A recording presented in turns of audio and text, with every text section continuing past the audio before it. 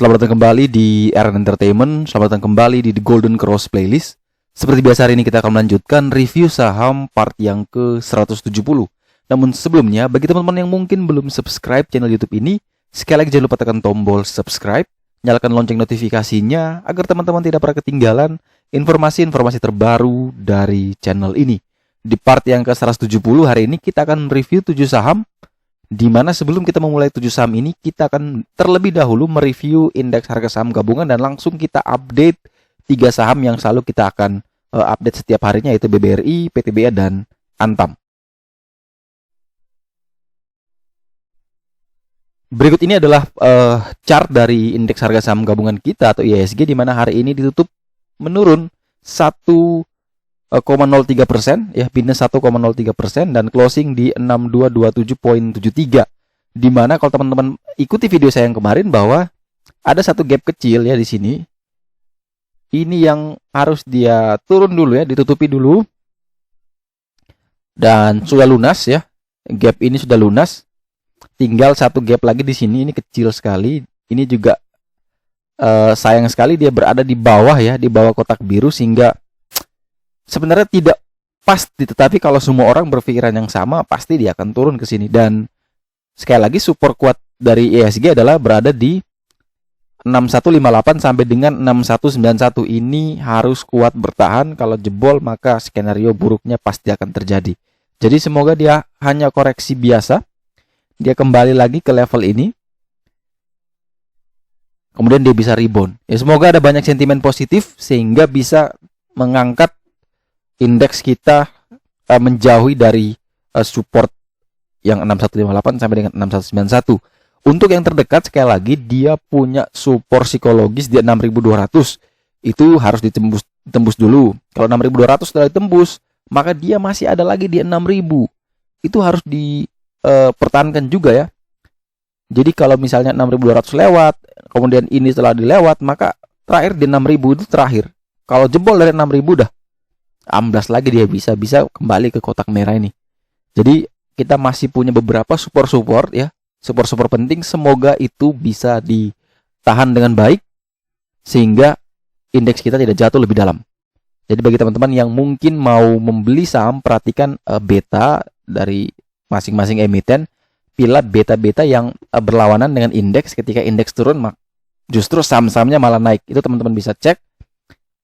Sehingga teman-teman bisa trading di saham-saham yang berlawanan dengan pergerakan indeks. Tapi selalu lihat peluang ketika market open dan langsung amblas tanpa ada berita yang atau sentimen yang mengikuti, silakan buy on low-nya ya, BOW, buy on weakness, dan tunggu dia rebound langsung teman-teman taking profit. Jadi manfaatkan momentum ketika ada news yang misalnya PSBB diperketat atau lockdown, indeks turun, wajar karena orang terpengaruh oleh sentimen. Tetapi kalau misalkan turun tanpa ada sentimen apapun, nah itu peluang sebenarnya. Silakan beli saham-saham yang sedang turun dalam, bisa serok, dan ketika technical rebound teman-teman bisa langsung jual. Jadi itu hanya memanfaatkan momentum. Sekali lagi, di jam 9 sampai dengan 9.30 itu market sangat volatile, bergerak sangat liar sekali, sehingga teman-teman yang mau trading di jam-jam seperti itu harus cepat ya,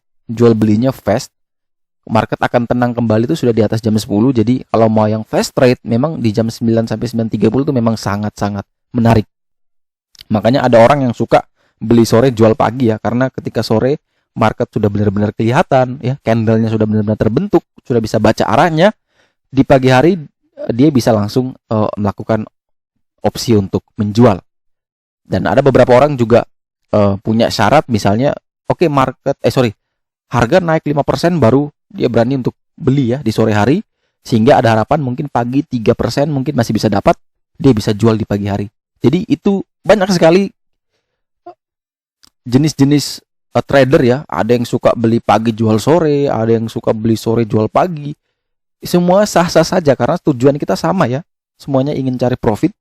Jadi sekali lagi yang saya katakan bahwa yang paling penting itu bukan metodenya, tapi yang paling penting itu adalah mindsetnya, money managementnya, dan disiplin tradingnya. Jadi itu yang paling penting ketimbang metode. Semua metode itu sebenarnya sama, bisa dipelajari, tetapi kuncinya adalah mindset kita, money management kita, dan disiplin di dalam trading. Kemudian kita lihat pergerakan dari BBRI.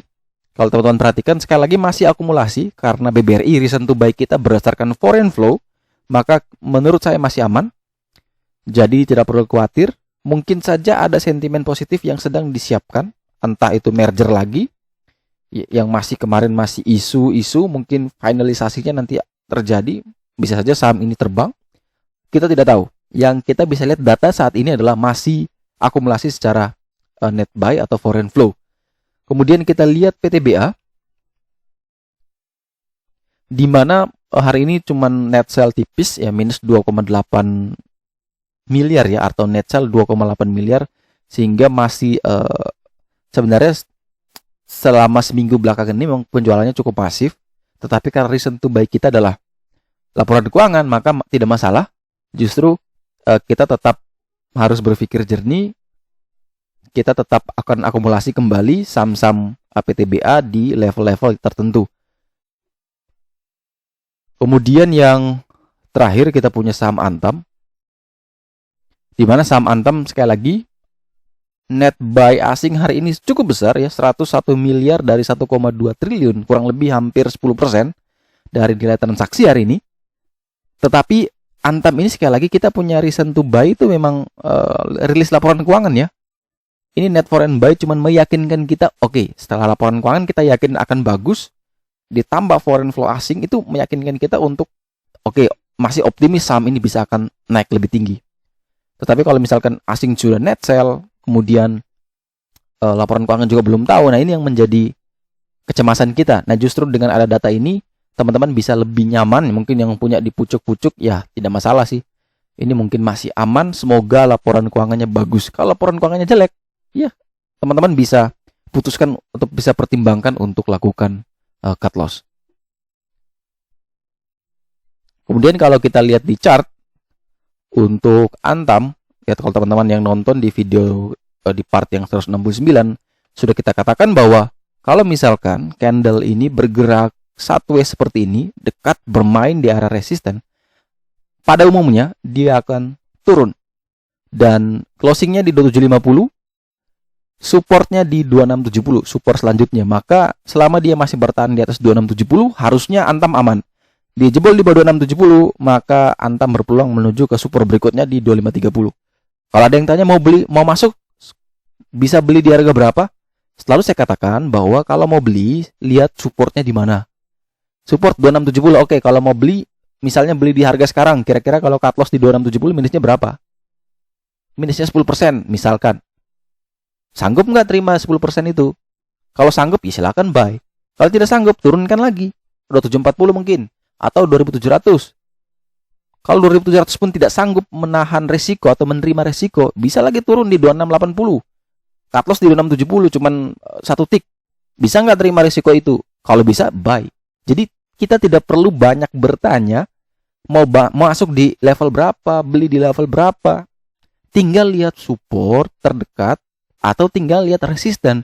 Ketika saham itu bergerak break resisten, maka resisten itu sudah jadi support, otomatis dia dekat dengan support. Silakan buy. Jadi intinya itu adalah kita harus lihat support. Supportnya di mana, buy di sana, dan ketika support itu gagal bertahan, kita cut loss dan minusnya tidak terlalu banyak. Tapi kalau ketika kita banyak bertanya dan menunggu jawaban dari orang lain, ternyata sahamnya malah terbang. Kita ketinggalan, terus kita FOMO, kita belilah di pucuk. Tahu-taunya turun. Nah itu yang sering terjadi. Orang tuh suka melupakan bagaimana menjaga asetnya biar tetap utuh ya. Tapi mereka lebih mencari profit lebih dulu ketimbang resikonya. Makanya selalu saya ingatkan, di pasar saham itu bukan kita sedang berlomba untuk siapa yang paling cepat mendapatkan cuan, tetapi siapa yang paling lama bertahan di pasar modal, itulah pemenang sebenarnya. Percuma hari ini untung 100 juta, besok rugi 100 juta, lusa rugi 100 juta, sampai seminggu ruginya 100 juta. Jadi selama seminggu 4 hari rugi, 1 hari untung, percuma. Lebih bagus hari ini naik 3%, besok naik 3%, lusa naik 4%, di hari Kamis mungkin naik 1%. Tapi selama seminggu itu dia tidak pernah loss, minimal naik 1%. Itu jauh lebih baik ketimbang yang naiknya maunya beggar, maunya 100%, maunya arah. Akhirnya apa? Hanya di saat itu saja dia dapat profit. Di trading yang lainnya dia rugi. Karena apa? Tidak semua emiten yang dikejar itu akan bergerak sama. Misalnya kejar WMUU, naik beneran naik, ya bener, satu. Besok mau coba lagi di DCI, ternyata gagal. Nah itu yang jadi tantangan buat teman-teman mungkin yang baru pertama kali join di pasar saham. Apalagi ada yang bertanya, tolong dong review kode emiten namanya ETG dan DCII. Sebenarnya bukan tidak mau dibahas ya, tapi karena kenaikannya itu sudah tidak masuk akal menurut saya, sudah tidak wajar. Bayangkan mungkin DCI dari 400-an sampai 12.000 loh. Itu kalau dilihat dari sudut pandang manapun ya susah ya. Karena itu baru IPO. Perusahaannya bergerak di bisnis apapun kita sendiri tidak tahu. Kemudian secara teknikal pun masih belum bisa kita tentukan karena dia naik terus, arah terus sampai 12.000, sempat turun sedikit, naik lagi. Secara fundamental pun valuasinya yakin pasti sangat-sangat overvalue ya. Sehingga apa yang diharapkan dari emiten tersebut? Ada yang mengatakan, oh saya dapat profit banyak kok di DCI. Ya tidak masalah. Sekali lagi saya katakan, profit itu bukan didapat satu hari. Hari ini kamu boleh dapat di DCI banyak, tidak masalah. Tapi percaya saya, itu pasti akan habis juga kalau kamu tidak disiplin. Karena saya juga punya pengalaman yang sama. Main di DCI itu masih biasa sebenarnya. Saya pernah main di Waran. Itu beli dari awal-awal beli di 500 tinggal 50 loh. Itu turunnya sadis seperti itu. Itu sudah pernah saya rasakan bagaimana Waran itu turun dari 500 ke 50. Karena Waran itu bisa sampai ke 1. Jadi dia di hari yang sama itu tidak ada dikenal istilah ARA ARB ya. Di waktu dulu ya. Kalau sekarang sudah ada aturan, kalau tidak salah itu misalnya arahnya 25%, warannya itu 50%, kalau tidak salah. Nanti teman-teman bisa koreksi. Jadi dulu itu tidak ada yang batasi. Jadi waran dari 20 bisa sampai 1.000 di satu hari, bisa. Jadi DCI butuh sebulan, di waran tuh butuh sehari, bisa. Karena waran start dari 1. Waktu IPO waran di resmi langsung ke 300 di hari yang sama. Dari 300 bisa kembali ke 1. Itu sudah kita lewati. Makanya kita rasakan bahwa cuan cepat itu ya pasti habisnya cepat juga. Karena mental kita belum siap untuk menerima semua itu. Mental kita pengen mental cepat dapat uang, fast money, tapi lupa bagaimana kita jaga biar money itu tidak pergi lagi. Contoh saya pernah beli, kalau tidak salah ingat, CTW atau Kota W saya lupa. Itu saya beli di harga 6. Kurang lebih saya beli ada 4,5 juta ya. Pakai margin lagi, sudah waran margin lagi, itu kesalahan fatal. Untungnya dia naik ke berapa? Ke 12. Naik 100% dalam waktu 10 menit. Margin dibalikin, dapat profit. Tetapi karena itu saya belajar dari pengalaman-pengalaman sebelumnya, hasil profit itu saya tarik dan saya tidak trading selama seminggu lagi. Tidak mau greedy atau tidak mau terpengaruh oleh indeks terlebih dahulu, tidak terpengaruh oleh cuan terlebih dahulu. Jadi saya tarik semua uangnya, saya belikan sesuatu biar jadi bukti bahwa ini hasil dari trading waran. Tetapi itu adalah buah dari pengalaman sebelumnya, di mana sebelumnya itu sudah sempat untung ya, kurang lebih 300%, tetapi karena greedy akhirnya hilang semua. Nah ini yang jadi catatan bahwa saham seperti ETG, DCI atau saham lain yang baru IPO, mau dia naik setinggi apapun, tidak masalah asal kita tuh tahu bagaimana caranya masuk dan caranya keluar, exit.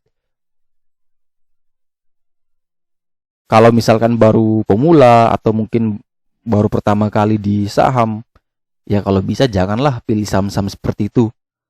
Kita ini baru mencoba ya, Ibarat kalau misalkan kita mau berenang, kita belum tahu berapa kedalaman ya, kita langsung cemplung. Ya syukur-syukur kalau bisa berenang ya. Atau syukur-syukur ada alat bantu atau ada orang lain yang di sekeliling kita yang mau bantu. Kalau tidak ya tenggelam. Begitulah ketika di saham, masih baru, masih belum punya banyak pengalaman, baru pertama kali hanya karena ajakan orang lain. Ketika terjun langsung pilih DCII, ketika nyangkut mau tanya siapa? Kalau teman yang membantunya bisa ikut menolong ya tidak masalah, tapi kalau justru dia juga ikut kecemplung, ya benar-benar zong gitu. Makanya ini jadi sebuah concern ya buat kami yang selalu mengedukasi bahwa sekali lagi saham itu bukan tempat untuk mendapatkan kekayaan yang instan. Kalau teman-teman punya pikiran seperti itu, mending teman-teman buang dulu pikirannya, karena takutnya mental teman-teman itu terbentuk sebagai seorang gambler ya, sebagai seorang spekulan. Di saham itu kita fokus untuk menumbuhkan aset secara konsisten. Jadi dia growth pelan-pelan, tidak masalah. Asal jangan berkurang, itu saja. Kalau kita masuk ke saham dan akhirnya berkurang, ya mending tidak usah masuk. Kamu udah cari uang capek-capek ya. Pagi, siang, malam kamu sudah lembur, uangnya kamu sudah dapat sebulan sekali mungkin. Kamu masukin semua ke saham, dalam 1 hari berkurang setengah. Ya mending yang berkurang setengah itu kamu kasih ke keluargamu, kamu sedekah, kamu kasih orang tua, atau kamu beli sesuatu lah yang bisa buat kamu lebih semangat lah, itu bisa lebih produktif. Itu yang jadi catatan sih sebenarnya buat teman-teman yang masih selalu ingin cepat dapat cuan ya, masih selalu tergiur dengan pom-poman orang, ini bisa naik ke 1.000, ini bisa naik ke 10.000, ini bisa naik ke 100.000. Lupakanlah itu. Kita di sini bukan untuk sedang berlomba siapa yang paling cepat, siapa yang paling benar, siapa yang paling sukses ya, persentase sahamnya paling naik tinggi. Tidak. Kita justru sedang berjuang melawan ego kita, diri pribadi kita sendiri. Bagaimana kita bisa mengontrol emosi kita, jangan sampai perasaan juga dibawa ke market, akhirnya semua trading plan, semua rencana yang sudah kita siapkan itu hancur berantakan.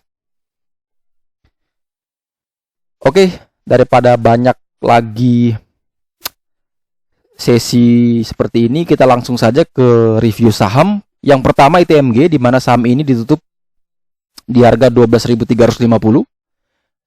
Hari ini minus 2,57%, dan ITMG memiliki support di 11.525. Artinya jarak dari harga sekarang menuju PBL yang masih cukup jauh. Dia punya support terdekat berada di 12.275.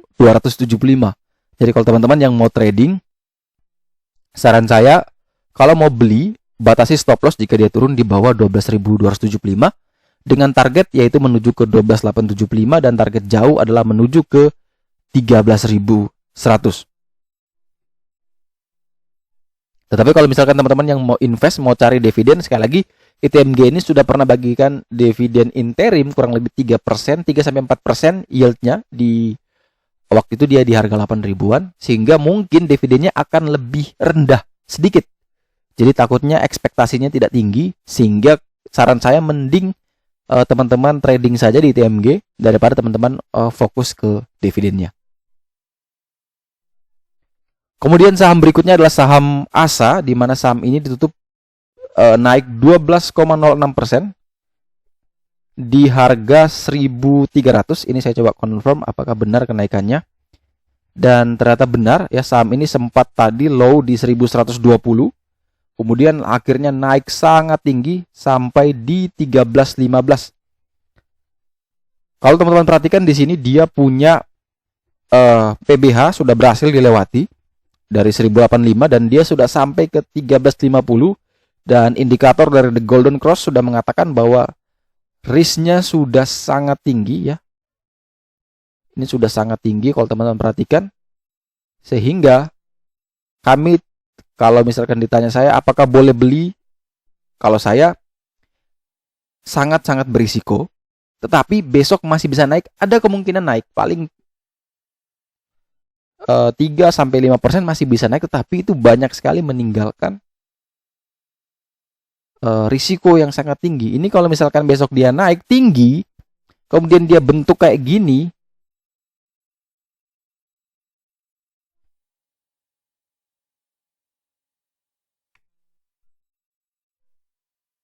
dia bentuk shadow seperti ini. Nah, ini nyangkut semua ini di atas nih. Kalau dia naik terus, ya justru senang. Saya juga senang kalau semuanya cuan ya. Tetapi bukan berarti kita suruh buy terus ya. Karena sekali lagi, prinsip saya adalah lihat risiko dulu, baru kita lihat berapa profitnya. Risk reward, ketika risk menarik, reward menarik, buy. Reward lebih besar dari risk, menarik.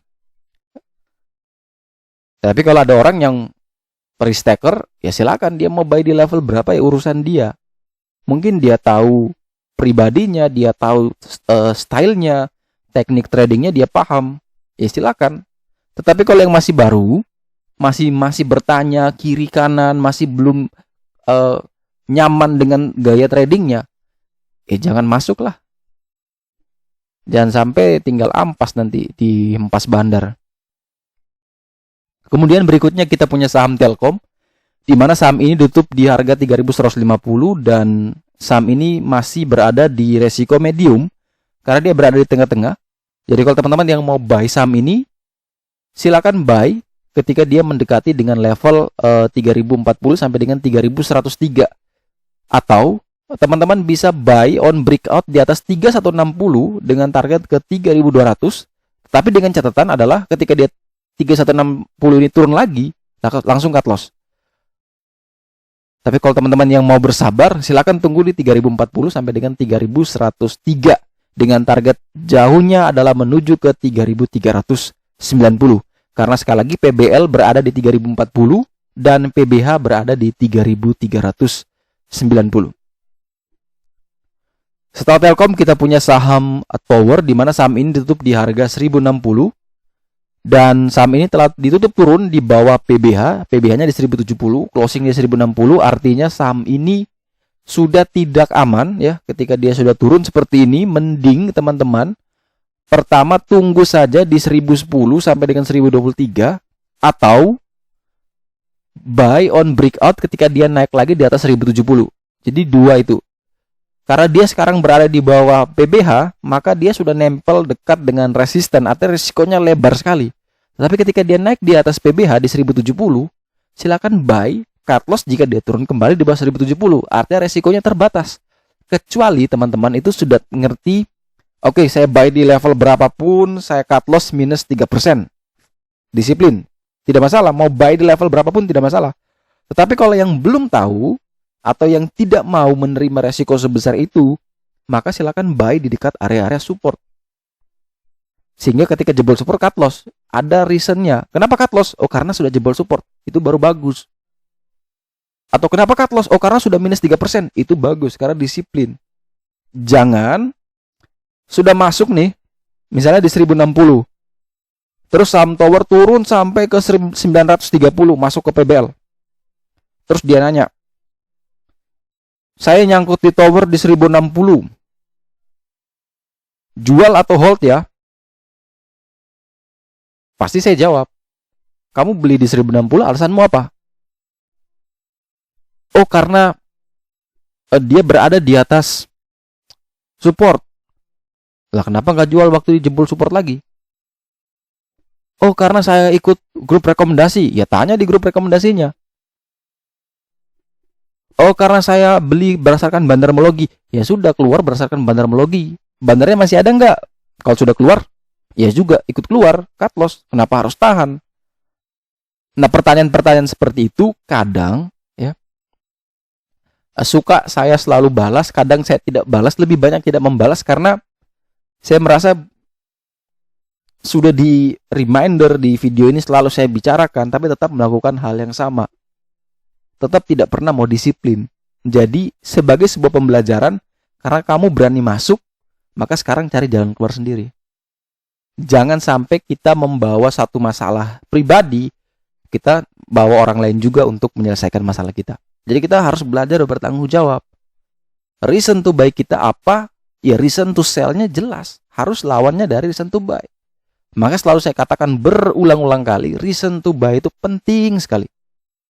Buy on breakout 1070. Sell kalau turun kembali di bawah 1070. Selesai, simple. Jadi kita ngerti kapan buy, kapan sell. Atau reason to buy karena bandar dengan kode broker YP jual. Karena kita bisa mungkin mengindikasikan bahwa dia adalah Mr. B.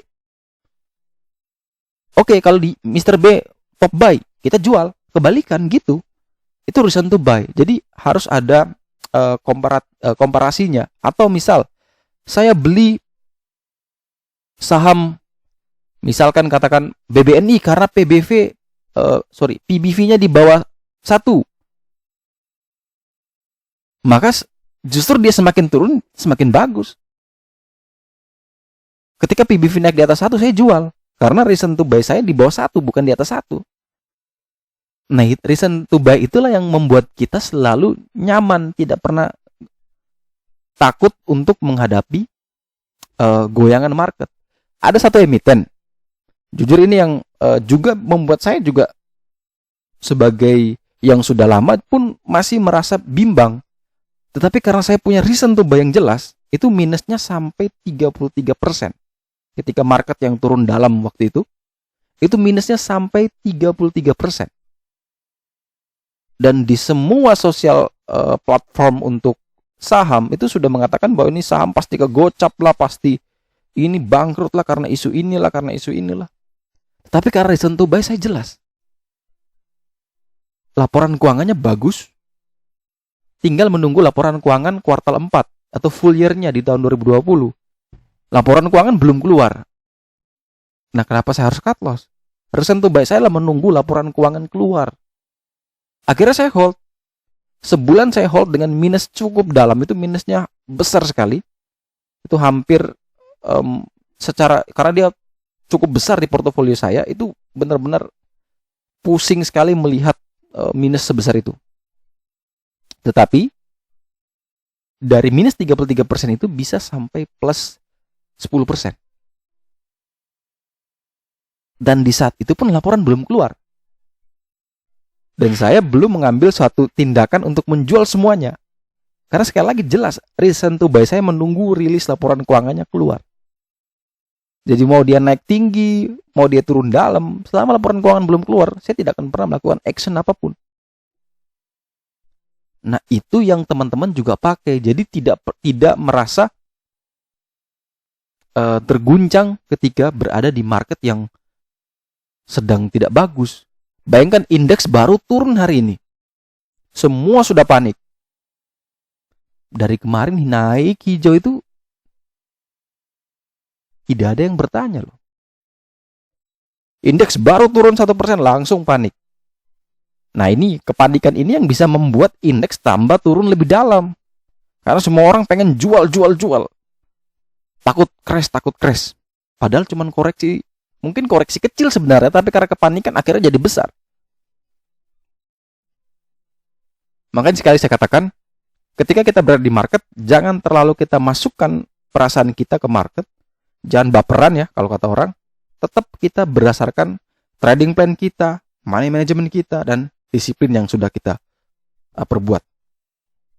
Kemudian berikutnya kita punya gajah tunggal dengan kode emiten GJTL, di mana gajah tunggal ini ditutup di harga 845 dengan PBH berada di 890. Artinya saham ini telah turun di bawah PBH, sangat rawan, mending tunggu di sekitaran area 815. Jauh lebih menarik ya, karena di situ ada support. Tetapi kalau misalkan 815 pun tidak mampu ditahan, maka dia berpeluang ke 670. Tetapi kalau dia bisa naik di atas 890, ya silakan buy waktu dia break di atas 890 dengan target ke 1020. Tetapi selama dia belum naik di atas 890, mending teman-teman wait and see untuk saham GJTL. Berikutnya kita punya saham Asri, di mana saham ini ditutup di harga 238 dan saham Asri masih belum mampu untuk menembus PBH di 250 dan dia punya support terdekat berada di 224 dan support jauh PBL berada di 182. Sehingga kalau teman-teman yang mau beli saham ini, mending tunggu di dekat 224. Karena di harga sekarang ini masih sangat-sangat jauh dari support terdekatnya di 224, apalagi sampai ke 182. Tetapi kalau misalkan yang mau tetap ngotot beli, di sini karena ada resist 240, kalau dia bisa naik di atas 240 menarik untuk dibeli, tetapi dengan catatan adalah cut loss kurang lebih di 234, teman-teman sudah bisa cut loss. Tapi selama dia masih belum naik di atas 240 atau masih belum mendekati 224, mending teman-teman wait and see untuk saham ASRI. Kemudian saham terakhir yang akan kita review di part yang ke-170 hari ini adalah saham KF, di mana saham ini ditutup di harga 3830 atau minus 4,02%, di mana saham ini telah ditutup turun di bawah PBH di 3920, sehingga saham ini masih bisa saya katakan sudah tidak menarik. Dan kalau dia mau menarik lagi, dia harus naik lagi di atas 3920. Jadi kalau teman-teman yang ingin membeli saham ini, tunggu dia naik lagi di atas 3920 atau tunggu sekalian dia di 3420, karena di tengah-tengah ini masih bergeraknya sangat volatile. Jadi kalau teman-teman yang mau nekat, silakan buy, atur sendiri exitnya di bagaimana. Tapi kalau teman-teman yang mau bersabar, silakan tunggu di 3420 ya, di dekat area 3420 dengan target kenaikan yaitu menuju ke 7575. Ini target jauh sekali sampai ke 7575.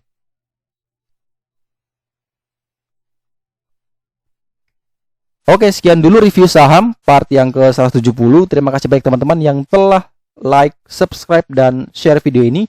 Semoga informasi hari ini dapat bermanfaat. Sekali lagi terima kasih banyak. Sampai jumpa dan semoga membantu.